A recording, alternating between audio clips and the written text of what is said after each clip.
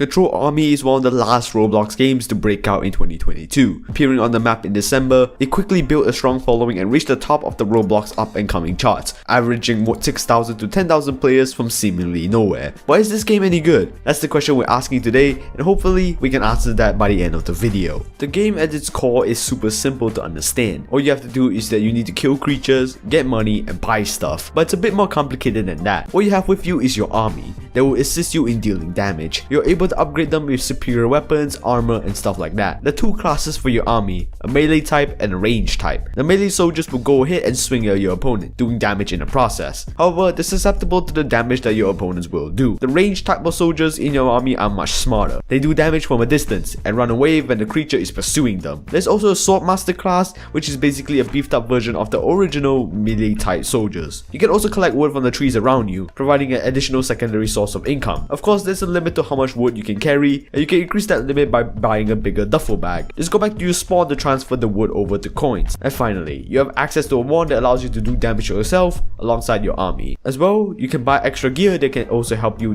move around the map faster and save some time. There's also a Christmas section found right next to the golden golem that gives you access to finding Christmas themed opponents in exchange for candy canes. In order to explore more areas, you need to have a certain number of soldiers in your army to access these new areas. These new areas provide stronger opponents, more wood, and a faster way of making money. And yeah, that's basically the whole game covered, except for a few smaller details. Now, what do I think about this game? Honestly, I think it's super bland. The core gameplay loop is something that's been done to death thousands and thousands of times. The concept of killing monsters, getting loot, buying more loot, and repeat is something that's been done in Roblox for more than a decade now. Of course, some games do put their own spin on the formula and makes it more appealing than others, but Control Army is not one of these games. Bot Clash is the same thing with bots, Pet Simulator X is the same thing with pets, and Control Army is the same thing but you have an army with you. Yeah, there's not much innovation in here. And unlike a Micro Zombies where the game is the best in its genre, Control Army is nowhere close to that. It suffers from tons of bugs like these Christmas dudes sitting up here for no reason, the wand sometimes glitching out, monsters go out of the map, and overall the game is not polished whatsoever. It's actually super buggy, and for a game that is this simple, you can't afford to have many bugs without dragging the score down. The progression in this game is also super bland too. It's literally the same thing hitting you over and over again. Fight monsters, upgrade, get a new area, find new monsters, and the cycle repeats. Where's the fun in that? If you can't make a game fun, don't make it too long. In those meme tycoon games, the saving grace of those games is that it only takes 3 to 4 hours to finish the game and be done with it. They don't drag their welcome, and that's why they're fun to me. I play Control Army for more than 5 hours now, and I'm in the third location with no desire to continue further. It's dragging the game to be much longer than it's supposed to be. Grinding is not an excuse for a game to be boring, and that's just my opinion. If a game feels like a slog and a grind to get through, that means the game is simply not good. Progression should feel rewarding, and the game's progression just feels like a 9 to 5 job. But the game does have a few merits that I like about it. I like how there are multiple sources of income around the game that I can play around with. I'm able to get wood, or fight the monsters, or sell my existing equipment. The game's graphics also don't feel too overbearing compared to many of its competitors, giving it a more minimalistic presentation, which is something that I like a lot. The best aspect of the game is that the customization features that you're able to give to your army. Strategizing your equipment around to find the best combination that gives you the most armor and damage is great, and even then, the concept is quite novel.